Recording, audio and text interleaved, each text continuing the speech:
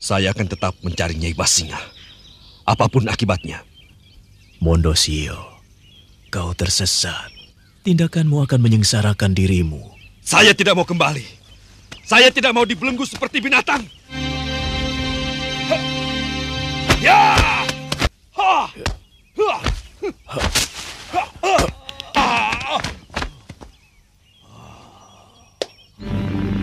Mondosio.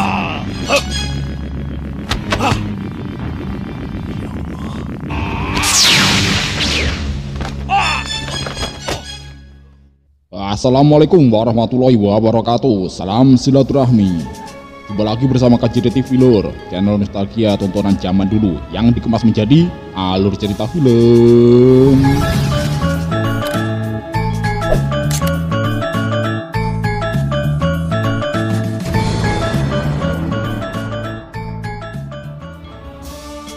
Oke Lur, langsung saja kita lanjutkan Kaca Benggala episode kemarin.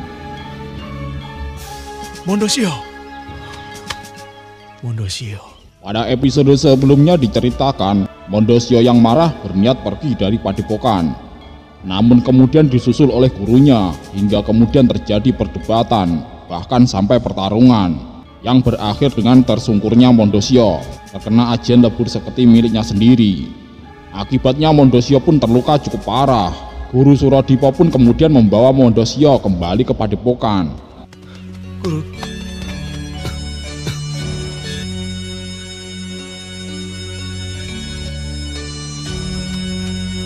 Dengan penuh kasih sayang, Guru Suradipa mengobati luka-luka yang diderita muridnya itu.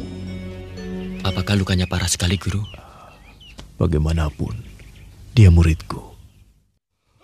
Guru, Mondosio. saya murid yang jahat. Setelah kejadian itu, Mondosio mulai sadar atas kesalahannya selama ini. Saya selalu kalah melawan hawa nafsu saya. Banyaklah berzikir dan sembahyang. Mataram itu hanya sebuah pedukuhan, tapi dia memang menyimpan kekuatan. Selang beberapa hari kemudian, di suatu malam, Guru Suradipa tengah bercerita kepada murid-muridnya bahwa saat ini Mataram telah berkembang sangat pesat di bawah kepemimpinan Senopati. Dan itu bisa membuat masalah untuk kerajaan Pajang. Guru Suradipa juga mengatakan bahwa dirinya akan mengirimkan muridnya untuk bisa mengabdi di Mataram. Ini kusampaikan pada kalian, agar kalian bisa menentukan sikap. Mudah-mudahan tidak akan terjadi apa-apa.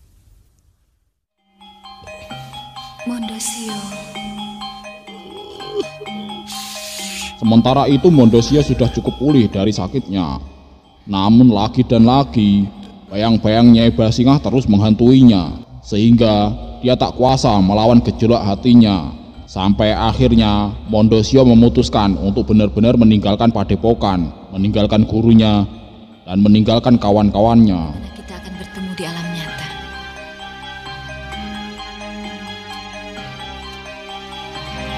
Basingah, jangan tinggalkan aku. Maafkan saya, Ayah Suradipa. Saya telah membuat Ayah kecewa. Tapi saya tidak berdaya melawan satu kekuatan yang menarik dan menyeret saya meninggalkan padepokan ini. Melihat Mondosio yang sudah tidak bisa dicegah lagi, maka Guru Suradipa pun pasrah. Beliau kemudian menyuruh Gundalini untuk menyusul Mondosio guna menyampaikan surat darinya. Sekaligus Gundalini telah diberi izin untuk turun gunung dan ditugaskan pergi ke Mataram guna mengabdi kepada Kanjeng Senopati. Suatu saat pasti saya akan kembali. Dia telah memilih jalan hidupnya sendiri. Mudah-mudahan saja perjalanannya dijauhkan dari bencana.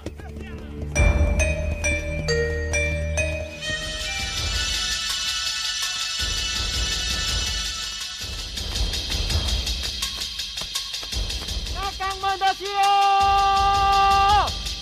Kakang Mondosio! Singkat cerita, beberapa hari kemudian Gundalini bisa bertemu dengan Mondosio, dan surat dari gurunya pun langsung disampaikan kepada kakak seperguruannya itu.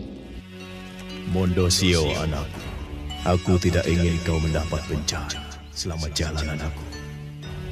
Dunia yang akan kamu tapaki penuh dengan hal-hal yang sulit untuk dimengerti.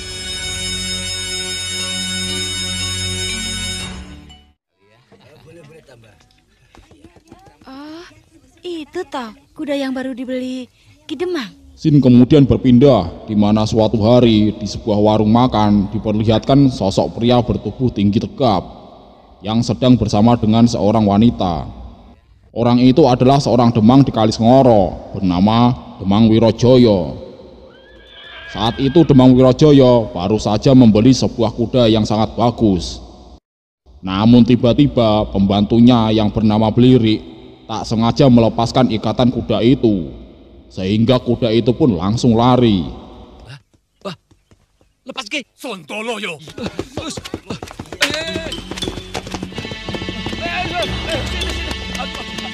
Tak selang lama diperlihatkan Mondosio yang tampak kusam berada di tempat itu.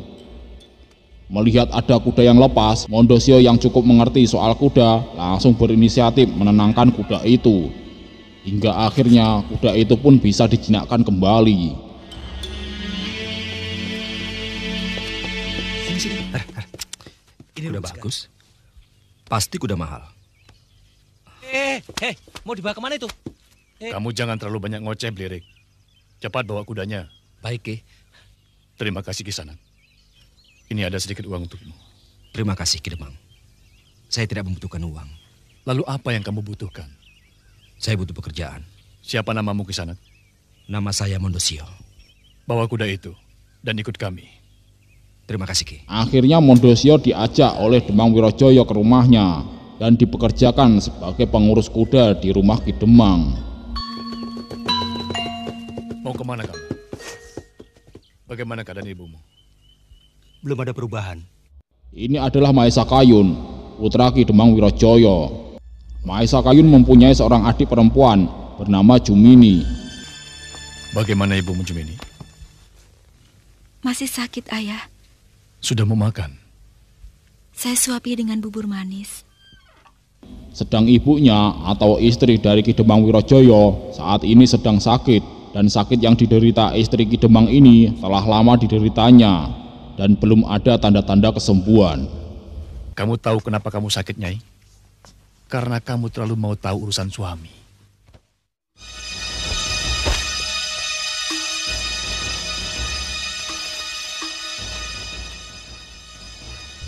Scene kemudian berpindah di mana diperlihatkan seorang pria yang tengah mengendap-endap di pelataran rumah seseorang. Rupanya dia adalah Mahesa Kayun, dan rumah itu adalah rumah Demang Surakerti. Sedikit catatan di sini bahwa Surakerti adalah seorang bekas rampok yang pernah disadarkan oleh Ki Ageng Pamenahan ketika akan babat alas Mentaok dulu.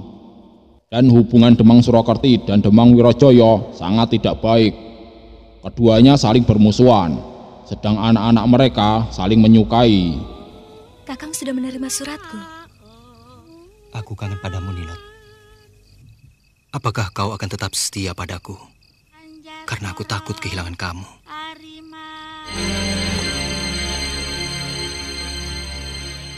Namun sungguh sial Mahesa Kayun, malam itu pertemuannya dengan Palasari tidak berjalan lancar.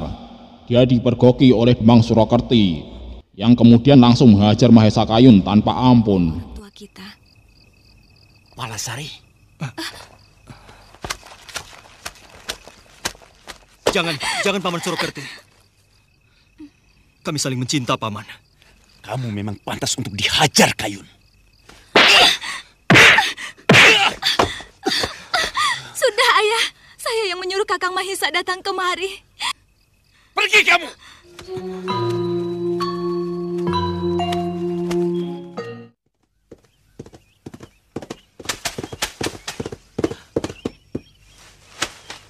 Keesokan harinya di rumah Demang Wirojoyo kedatangan seseorang yang rupanya orang itu adalah orang suruhan dari Demang Surakerti untuk menyampaikan surat dari majikannya untuk Demang Wirojoyo.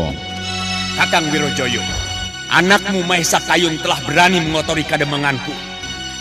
Aku tidak mau kademangan Banyu Urip dikotori dengan perbuatan aib anakmu. Sebab pasti kamu tidak pernah memberi pelajaran tata krama pada dia. Sekian, Demang Surokerti. Kayun! Setelah membaca isi surat itu, maka berkobarlah kemarahan Demang Wirojaya dan langsung menghajar habis-habisan putranya sendiri itu. Pendapat! Ayah! Demang Surokerti sudah menghinaku. Itu semua karena perbuatanmu. Kenapa kamu masih nekat ke Banyuhurip? Karena saya mencintainya, Ayah. Kurang ajar! Kubunuh kau! Kubunuh kau! Cukup, Kakang. Ada apa, Wirojaya? Kenapa kau siksa anakku ini? Beruntungnya tiba-tiba datanglah Ki Dadap Ayam, mertua dari Demang Wirojaya, sekaligus kakek dari Mahesa Kayun, yang langsung menghentikan kemarahan Demang Wirojaya. Maaf, Ayah. Saya mohon Ayah jangan ikut campur. Pikiranmu semakin picik, Wirojaya.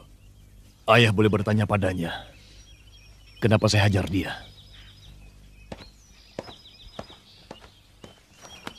Saya memang salah, Kek. Ya Allah, berilah kami petunjuk. Berilah keluarga ini kekuatan untuk menerimanya. Ayah, tolonglah saya, Ayah. Semua yang ada di rumah ini sudah berubah. Kakang Wirojaya sama sekali sudah berubah. Saya telah ikut menyusahkan ibu. Maafkan saya. Kamu harus belajar membaca keadaan, supaya tidak nabrak-nabrak seperti itu. Oh, tidak segampang itu untuk bisa bertemu dengan Gusti Senopati Eng Alogo. Ayo ikut.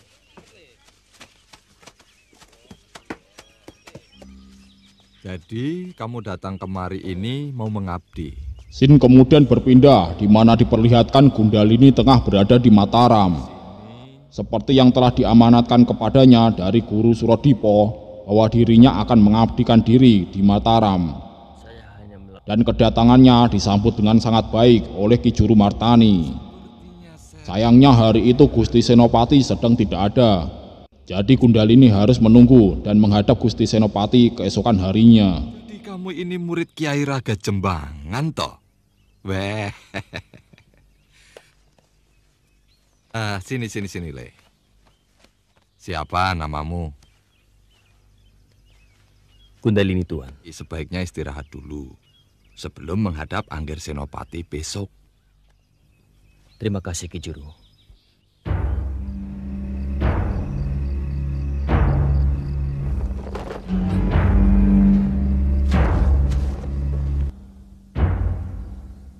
Malam harinya ketika Gundalini tengah berbaring di tempat tidurnya, tiba-tiba dia dikejutkan akan adanya gerakan-gerakan mencurigakan di luar kamarnya.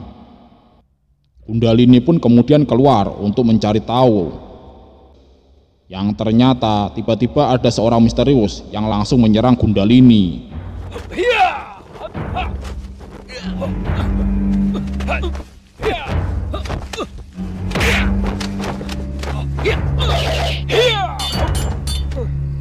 Siapa kamu? Sekarang juga kau harus tinggalkan bumi Mataram. Tidak. Kurang ajar.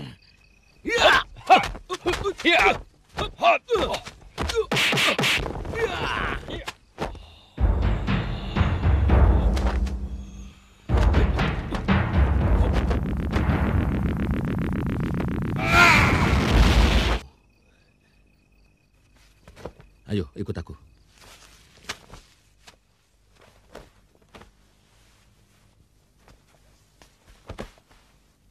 Tenang, Gundalini.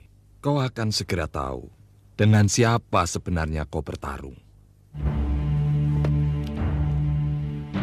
Jadi, betapa terkejutnya Gundalini. Rupanya orang yang baru saja bertarung dengannya itu adalah Gusti Senopati Eng Alogo, penguasa Mataram. Akulah Senopati. Ampun, Gusti. Hamba tidak tahu. Kedatanganmu ke bumi Mataram pada saat yang tepat, Gundalini. Wak Surodipo sudah seperti orang tuaku sendiri. Beliau juga ikut membangun tanah perdikan ini. Pengabdianmu terhadap bumi Mataram menuntut kamu harus bekerja keras.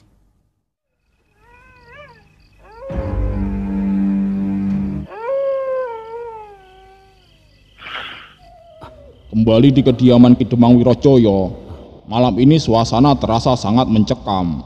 Binatang-binatang di sekitaran tampak bersuara bersaut-sautan, seolah-olah mereka merasakan akan ada sesuatu yang terjadi malam itu. Kalau binatang-binatang merasa gelisah seperti itu, biasanya ada setan. Mau kemana? Mondosio yang merasakan keanehan dengan suasana malam itu mencoba keluar untuk mencari tahu. Dan ternyata memang benar, tak lama tampak sinar seperti Daru terlihat terbang di atas kademangan dan berhenti di atap kamar Nyai Demang, lalu menghilang dan disusul dengan jeritan Nyai Demang.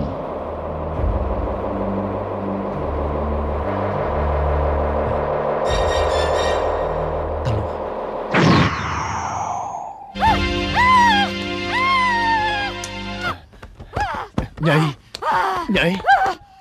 Halo. Kakang tidak tidur di sini. Maafkan aku. Aku sedang cari angin ketika mendengar jeritanmu tadi. Pasti Teluh. Oh, jangan sok tahu. Buktinya, tepat ketika Daru itu meledak, tiba-tiba Nyi Demang menjerit. Kakak ingat tadi? Suara anjing hutan dan kuda-kuda kita yang meringkik. Itu karena binatang mempunyai indera lebih tajam dalam soal gaib.